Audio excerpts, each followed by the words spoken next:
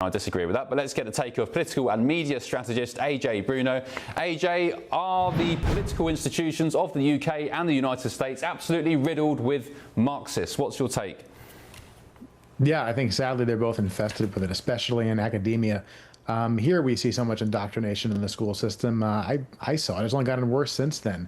The kind of things they teach, and then we get criticized for pushing back against things like critical race theory and that sort of nonsense. It's only because the propaganda that they're trying to, indoctrinate especially young kids with nowadays is just so bad. We have to do it. Otherwise, they're going to believe lies. They're going to believe to hate their society, their country, their history, and they're teaching things which aren't even accurate, right? I mean, look at the UK. This is a country which brought so much civilization to the world, did so much good. And like every other nation, of course, there's some sins along the way, but they did a lot more good than bad. If it wasn't for the US and the UK, we'd all be speaking German nowadays, right? And yet the hate that comes towards people, especially in history, who did so much good, so that these people nowadays can try to destroy everything.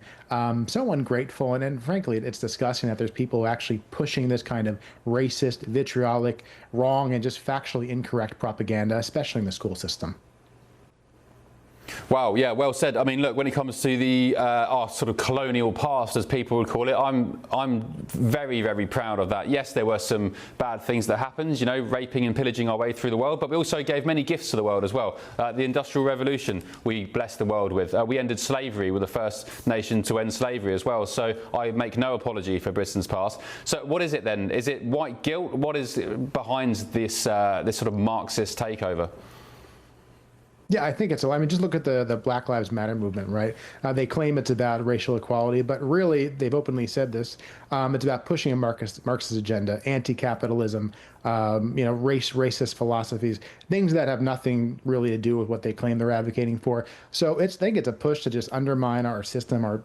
Capitalism is the basis for Western society. It's made a lot more people wealthier than not.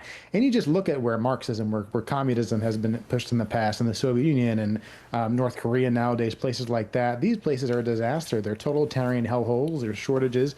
You have one ruling class that has everything, and everyone else who's poor and oppressed. So we've seen how that doesn't work in history. We've seen how much of a failure that is.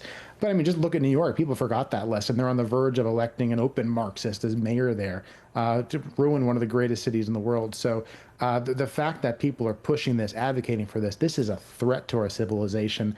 And I think it's appalling. We have to fight back against it. We have to defeat it. Otherwise, we lose this battle. That's it. We have to win here. Yeah.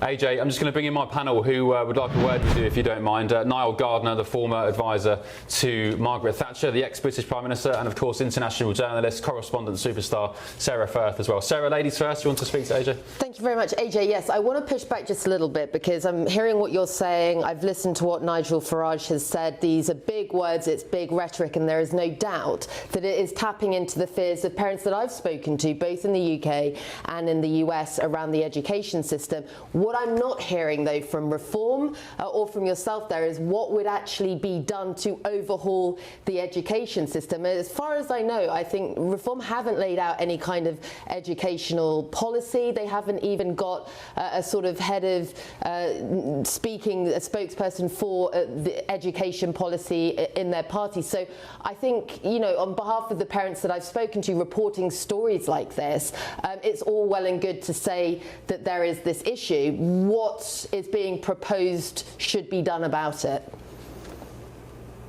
Yeah, I'd have to look at exactly what his plan is there, but I think you just look at the free speech situation in the UK, right? I saw someone just recently at a protest there trashing Israel, saying it has no right to exist. You say something like that, they'll let you off the hook and do whatever you want. You say the opposite, you say, another certain group is a threat to the future of Britain, you'll be arrested for hate speech, and Keir and co will throw you in prison in a second. So there's only free speech in one direction. And I think that's a main problem. We don't want to see that happen here as well. So you have to have a society where people can speak up, say what they're feeling, say what's going on without threat of being imprisoned I think that's fundamental basis for any free society. So hopefully when reform takes over, and if election was held today, they would win, obviously.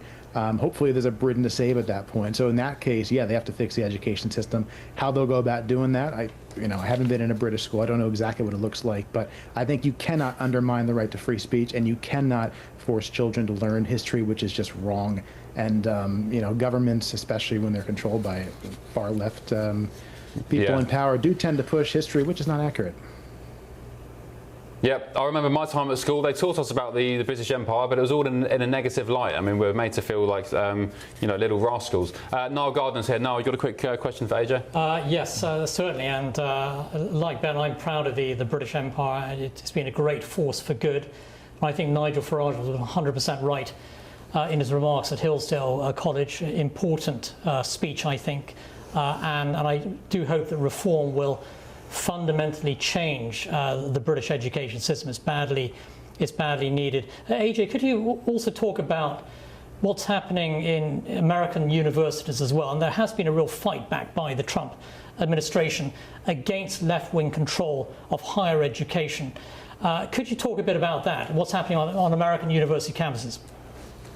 Yeah, this has long been a problem, and we've had a number of major universities here, right, who have allowed blatant pro-Hamas, anti-Semitic, anti-American propaganda to be pushed. This goes beyond free speech. We're talking about people who, in many cases, aren't citizens, right? They're guests in this country, and they come here and they preach hatred, the kind of rhetoric we hear from people who, engaged in 9/11, other terrorist attacks.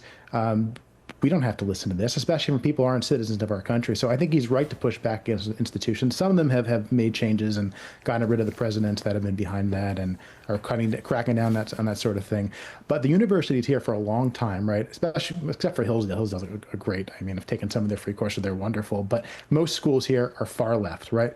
They will push anti-American propaganda. You just go to the classrooms there, and if you say anything against it, right, you push back, you have a different opinion, they will punish you academically. They don't want to hear that for the most part. And it's only gotten worse. So unfortunately, you got to go to war with this, because otherwise they take over the university system. They're able to push whatever they want in that setting.